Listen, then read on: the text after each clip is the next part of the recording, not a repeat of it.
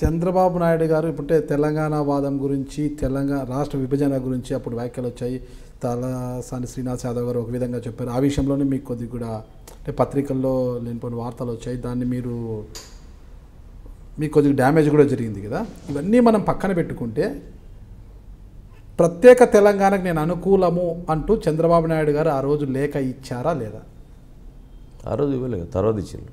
తర్వాత మొదలు ఇచ్చినాక మేము ఎందుకు పోతాం బయటికి? ఎప్పుడు ఇచ్చారు? ఓ తర్వాత 2-3 months తర్వాత మేము ఉద్యమం స్టార్ట్ చేసి తర్వాత ఎన్టీపీ పార్టీ ఎస్టాబ్లిష్ అయిన తర్వాత లేక రామనాయుడు గారు శ్రీహరి గారు వెళ్ళి ఢిల్లీ పోయి ఇచ్చేసి వచ్చారు. ఎలక్షన్ ముందు చంద్రబాబు నాయుడు గారు ఎలక్షన్ ముందు ఏ ఇయర్లో ఇచ్చారు? 2008-9లో ఎలక్షన్స్ అయినాయి కదా. 8 మేము ఫస్ట్ క్వార్టర్లో బయటకు వచ్చినాము.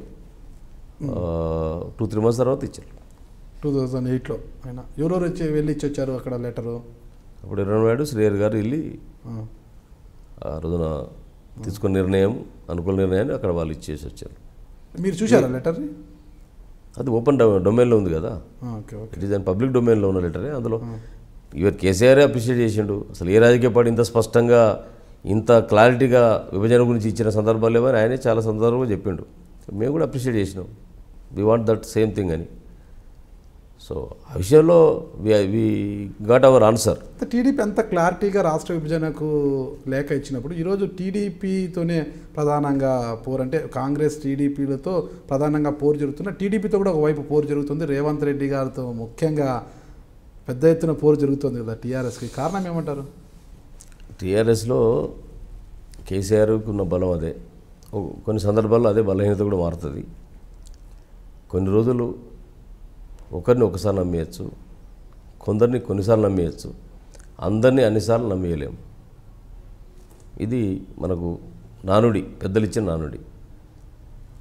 ఉద్యమంలో ఏం చెప్పినా తెలంగాణ కొరకే చెప్తుండే దాంట్లో అందులో నిజమైన అబద్ధాలైనా ఏమున్నా మన కొరకు చేస్తున్నాడు, మన కొరకు మాట్లాడుతుండేది ఆ రోజు నమ్మేళ్ళు. అధికారంకి వచ్చిన తర్వాత కొత్తగా ఏర్పడిన రాష్ట్రం, సమయం పడుతుంది, వెంటనే ఫలితాలు ఆశించద్దు అని చెప్పేసి అంటే నమ్మిళ్ళు. ఇవాళ 3వ సంవత్సరం అయిపోయింది, 4వ సంవత్సరంలో అడుగుపెట్టిళ్ళు. అవే మాటలు ఇప్పుడు చెప్పాలని వారు ప్రయత్నం చేస్తున్నారు. వీలైతే మళ్ళీ సేమ్ ఉద్యమ సమయంలో ఎట్లయితే బట్టగాల్చి మీద వేయాలనో తన చేతగాని కొన్ని నిర్ణయాలు, తన తప్పు నిర్ణయాలు, కోర్టులకు వెళ్ళి న్యాయస్థానంలో కొట్టివేయబడుతున్నటువంటి నిర్ణయాలు, అలాంటి మళ్ళీ పదే ఆ నిర్ణయాలు మళ్ళీ తీసుకుంటూ దానికి ఒక రాజకీయ పార్టీని కారణం చేస్తున్నాం. అంటే ప్రజల అమాయకులని మనం అమాయకత్వంగా నమ్మకూడదనేది నా అభిప్రాయం. దానికి సంబంధించినటువంటి అన్నీ కూడా ఓపెన్గా ఎస్టాబ్లిష్ చేస్తున్నాం. 39 జీవో మీరు ఇచ్చిండ్రు. ఏదైనా నేను కూడా గవర్నమెంట్లో పనిచేసిన ఏ జీవోలైనా ఏ యొక్క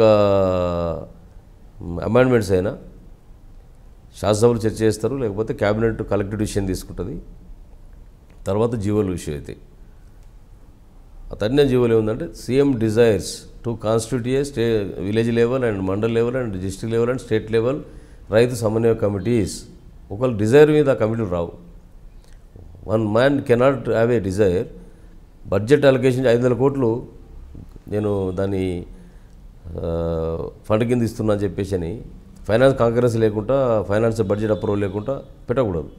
అంటే ఆయన ఎమోషనల్గా వస్తారు, నిర్ణయం తీసుకుంటారు. వాళ్ళ ఎదురు కూడా ఆఫీసర్ కూడా చెప్పారేమో తెలియదు నాకు. ఈ లూపోల్స్ ఉన్నప్పుడు ఇట్ ఈస్ అగెనిస్ట్ కాన్స్టిట్యూషన్ అని నెక్స్ట్ డే చెప్పాను నేను. ఆ జీవో వచ్చిన నెక్స్ట్ డేనే ఇది టీవీ డిస్కషన్లో మాట్లాడినప్పుడు దీని విషయంలో మీ అభిప్రాయం చెప్పమంటే, సరే అభిప్రాయం చెప్పి రాజకీయంగా మాట్లాడేదానికంటే అది నిలవదు, ఉండదు, unconstitutional, undemocratic, it is against the people representative act.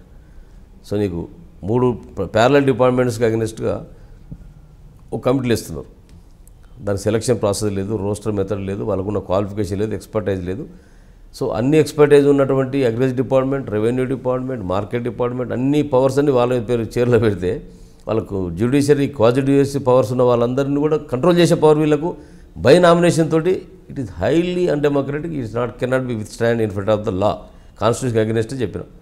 Same thing happened కదా. హైకోర్టుకి ఎవరు పోయిండు? వాళ్ళ టీఆర్ఎస్ సర్పంచ్ల ఫోరం అధ్యక్షుడే పోయిండు. కాంగ్రెస్ పోలే, టీడీపీ పోలే. కోర్టు డైరెక్షన్ ఇచ్చింది, మళ్ళీ 41 జీవో తీసుకొచ్చిండు. మొన్నేమన్నాడు అన్ని సర్వాధికారాలు వీళ్ళకేనాడు. నిన్నేమంటాడు మళ్ళీ ఒక మీటింగ్లో అసలు వీళ్ళకి ఏం అధికారాలు లేవు, సమన్వయకర్తలని. రాష్ట్ర ప్రభుత్వానికి ప్రజలకు మధ్య అనుసంధానకర్తలు మాత్రం అనుసంధానకర్తలను నువ్వు గవర్నమెంట్ నామినేట్ చేయదు. మధ్యవర్తులుగా మాత్రమే ఉంటారు. అనుసంధానకర్తలు ఆల్రెడీ సోషల్ సెగ్మెంట్లో ఉన్నారు.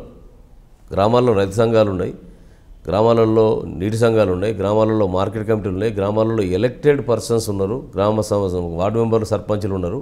ఆ గ్రామానికి సంబంధించిన వెల్ఫేర్ చూసుకోవడానికి అగ్రికల్చర్ డిపార్ట్మెంట్ ఎక్స్టెన్షన్ ఆఫీసర్ ఉన్నారు, సాయిల్ టెస్టింగ్ ఆఫీసర్లు ఉన్నారు. మార్కెట్ కమిటీలు మీరే కాన్స్టిట్యూషన్లు.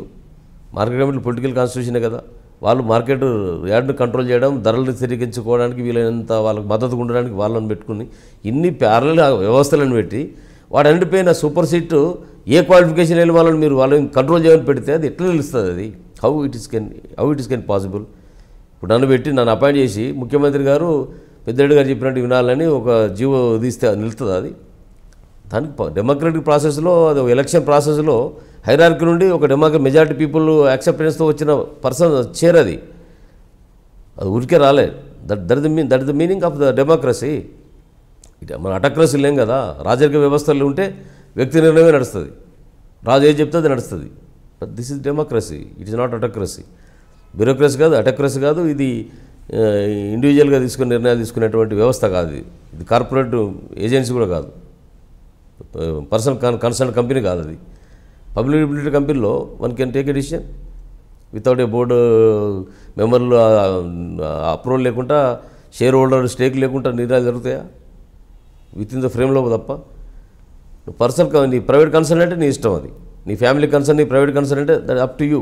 నీ శాలరీ నువ్వు ఎట్లా ఖర్చు పెట్టుకున్నా అది నీ ఇష్టం. I can't dictate. నీ భార్య డిక్టేట్ చేస్తుంది కావచ్చు, అంతకంటే ఎవరు బయట వాళ్ళు వచ్చి డిక్టేట్ చేయలేరు. అంతే నీ ఫ్యామిలీ కన్సర్న్ ఏదైనా చేయొచ్చు. కానీ ఇది పబ్లిక్ కన్సర్న్, పబ్లిక్ డొమైన్. ఇది దేర్ ఇస్ కాన్స్టిట్యూషనల్ అమెండ్మెంట్స్ ఉన్నాయి, రాజ్యాంగ సవరణ ద్వారా వచ్చిన హక్కులు ఉన్నాయి, 73, 74 అమెండ్మెంట్ ద్వారా వచ్చిన రాజ్యాంగ హక్కులు ఉన్నాయి. వాళ్ళకి విధులు, బాధ్యతలు, నిధులు లేకుండా అన్ని సెంట్రలైజ్ మినిస్టర్ ఎవరైనా నామినేట్ చేయడానికి? How can a minister will nominate a rythu committee and what methodology will adopt? So ఇవన్నీ ఇటువంటి తప్పులు చేసి అది కాంగ్రెస్ వాళ్ళు కోర్టు వేయంలు ఆపుతున్నారు, నన్ను పని చేయనిస్తలేరు, వీళ్ళు వేయంలు వాళ్ళు వేయంలు, ఇవన్నీ మాట్లాడితే ఉద్యమంలో నడుస్తాయి కానీ గవర్నెన్స్లో నడవవు. నీకు బాధ్యత ఇవ్వనంతవరకు ఇస్తే నేను నడుపుతానంటే నమ్ముతారు అందరూ. ఓహో ఇస్తే నడుపుతారు కావచ్చు అని. ఇచ్చిన తర్వాత కూడా ఇంకా దాని కారణాలు వెతుక్కుంటే, నేను మంచి డ్రైవర్నే కానీ గాలికి తక్కువ ఉన్నది, దాని గేరు సరిగా పడతలేదు, దాని పై సక్కలేదంటే ఒకసారి ఒక స్టేజ్ వరకు వింటారు. అన్నీ బాగున్నాయని చెప్పేసి అని ప్రజలు నమ్మిన తర్వాత నువ్వు బాగలేదని మాట్లాడితే నువ్వే బాగలేవని చెప్పి దించేస్తారు. The time will come. Please subscribe హైడ్రీ మీడియా.